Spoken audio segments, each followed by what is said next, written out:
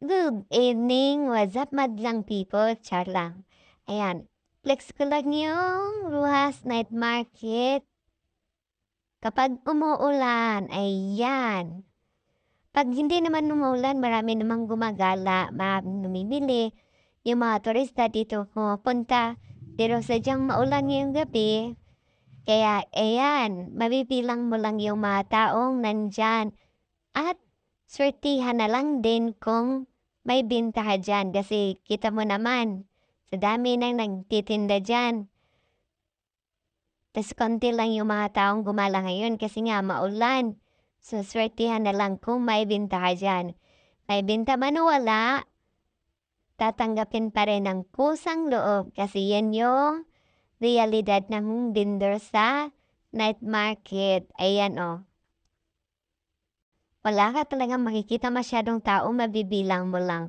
Kumpara kapag hindi, compare mo doon sa kapag hindi umuulan, halos hindi mo na makita yung mga yung mga patwi-patwi or yung mga space-space kasi maraming tao. So, mahihirapan ka din kumuha ng video dyan kapag pumunta ka dyan kasi puro mukha ng tao yung makikita sa camera kasi nga sa dami ng bumibisita. Kahit yung mga dayuhan na pumupunta ng Davao City, hindi talaga pinapalampas yung puntahan nitong lugar na 'to at mamili dito.